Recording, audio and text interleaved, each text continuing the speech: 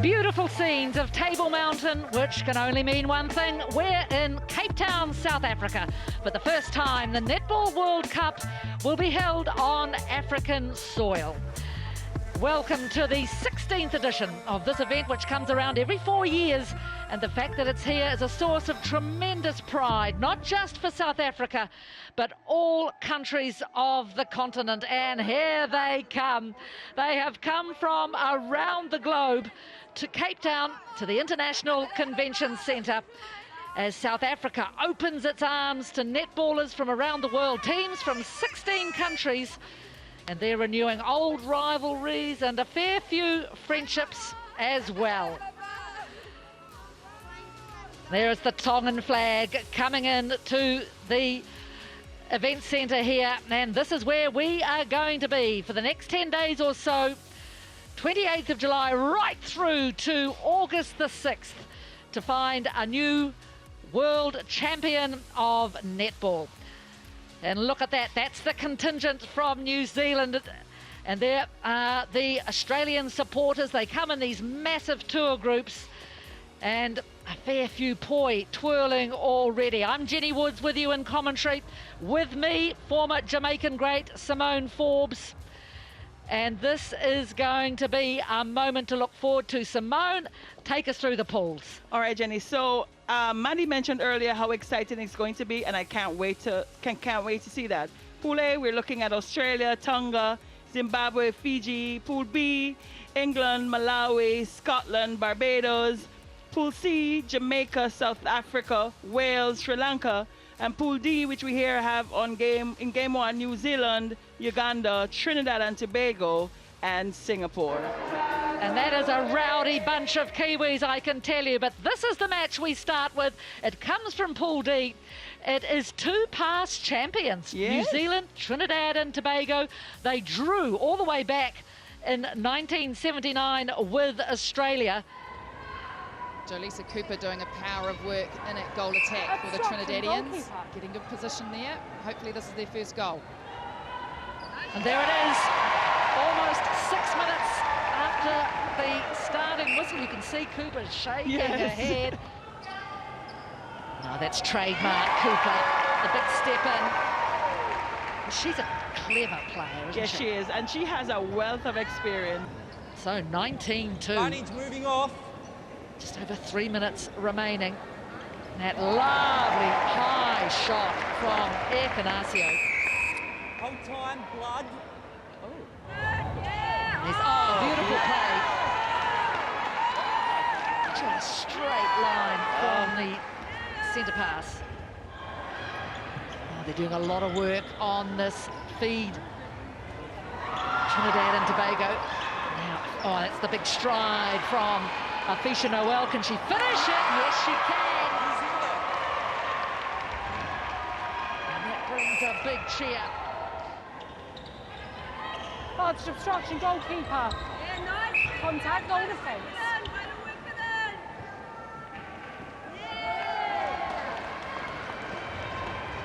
So that 30-goal margin remaining. Final 3 minutes of the second quarter. 39-9. Yeah, 6 weeks preparation. Any time is good time when you are in a team building up to a World Cup campaign. So they would have been crossing their T's, dotting their I's. You know how methodical Totoa is as a coach. So they are certainly well prepared. And she just reminds me how much I enjoy watching her. All of these pinnacle competitions, always delivers. Look at the elbow of McCarthy. Goal defence going in to Grace Wecky. Nice pass from Crampton into Wecky. They'll go up 9-7 this quarter, the Silver Ferns. So 72-25. Serving defence. Well, lovely triangle there between Crampton, Souness and Selby Rickett. Nolene Totoa should be happy with the performance of all her shooters. Wilson 22 from 23. Wecky, of course, she didn't miss a goal. It's a win for New Zealand, 76-27 over Trinidad and Tobago.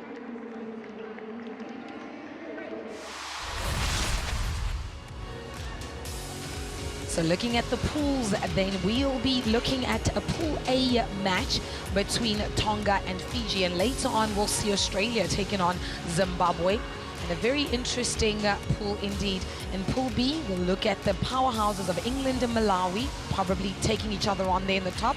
And Pool C, Jamaica, South Africa, and Pool D, New Zealand and Uganda are the teams that really stand out of the respective pools. It's getting quite busy in the venue at the moment. Crowd starting to assemble inside. Oh, what a spectacle this is going to be. A first of its kind in Africa. We've waited a very, very long time for this moment, and it has finally arrived as we kickstart the day's action with Tonga taking on Fiji in this preliminary stages of this Division 1 matchup.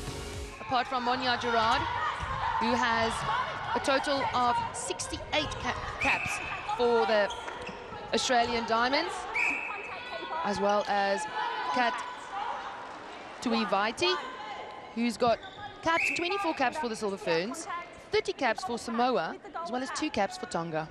Well, talk about diversity. That's absolutely amazing.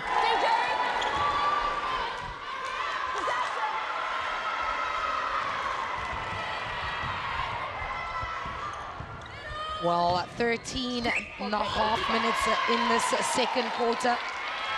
And it's the confidence of Pahlavi that's gotten them to this point thus far.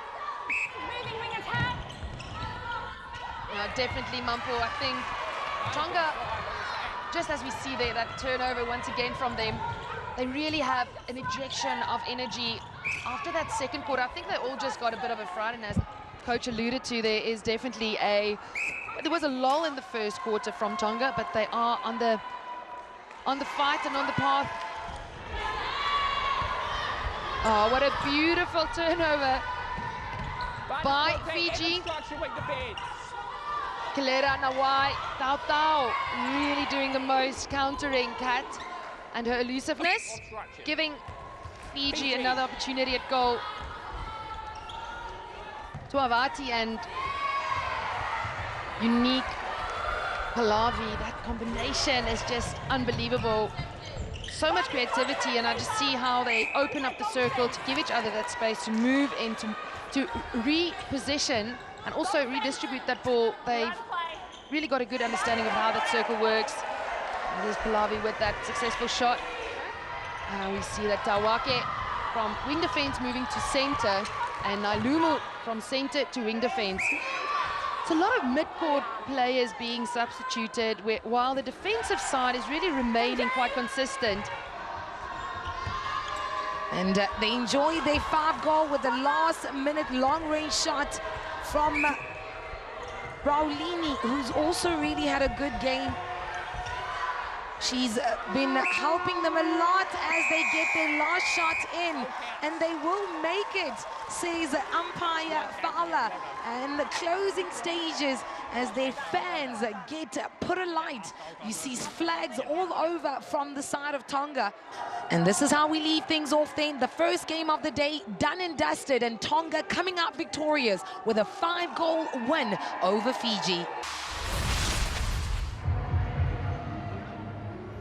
A lot of vibrancy. If you know anything about the African continent, they do come out in numbers and they can really scream for their sides. So it's Australia versus Zimbabwe preliminary stage game. It is the first game for both sides today as they open up their tournament for the 2023 Netball World Cup. With Watson touching the ball quite a fair bit, and the moving circle of Wood and Conan for the Diamonds. Makes it quite dynamic in there and quite difficult for the defenders with a lot of head turning. Well, Australians then taking the lead earlier on with just over 11.5 minutes in this first quarter. And as impressive as Zimbabwe has been, it is Australia that are starting to find their rhythm on that front line. Oh, that's a good attempt there from Bruce.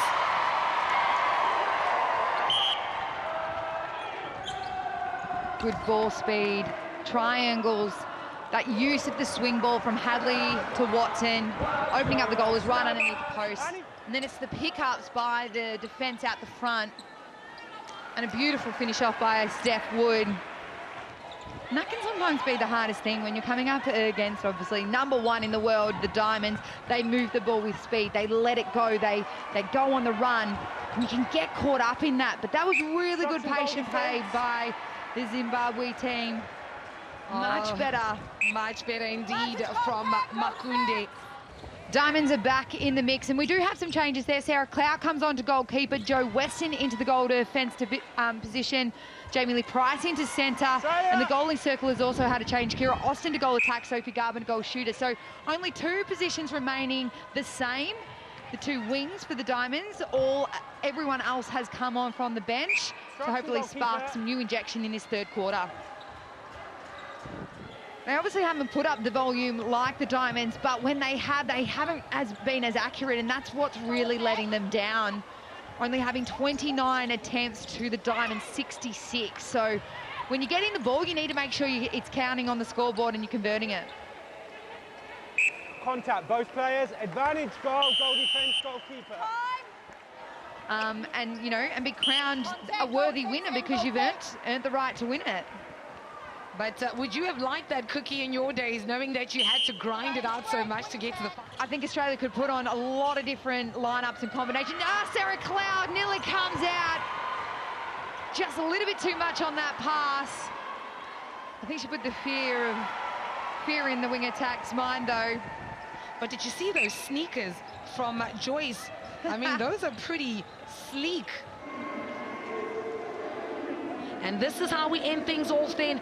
A 56 margin win for Australia over Zimbabwe as they dominate themselves and really show what they are here to do.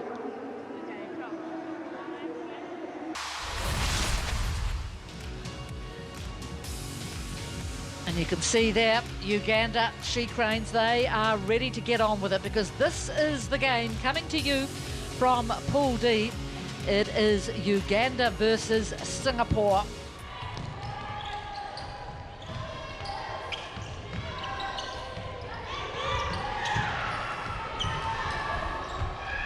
So patient build-up. That's a good stretch from Nasinga.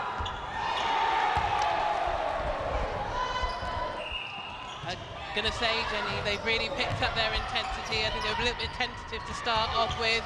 But you can hear Fred on the bench shouting at them, giving them direction, and you can see the connection starting to build, the confidence is starting to grow. Oh, nice tip. Stella Nanfuka, and look, that was how to turn defence into attack seamlessly by Uganda. Great pick up there from Singapore. And this is much better. You can see the connection and the fluidity down the court, but just having a tough time getting into that Ugandan circle. But the structures are there from Singapore. It's just maintaining that consistency, which we need to see more of. Quite an impressed and pleased coach there, Fred. Happy with what She Cranes are putting out on court.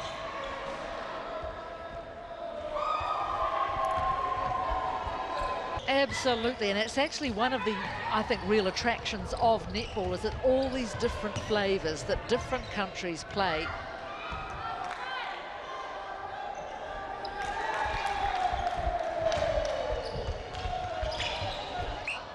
She's so versatile. She's got range. She's got movement. She knows exactly, how to bring that variety there. Really making it tough for the defenders of Singapore. And this is what you were talking to, Jenny, the different flavors, the different styles. Wow, that's a take and a half. Christine Nikito.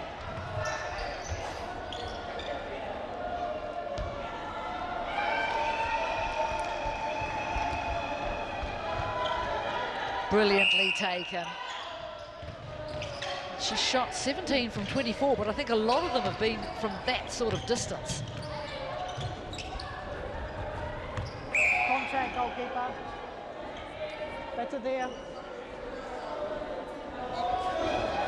Singapore. Nalumba did really well, then being really squeezed on the baseline.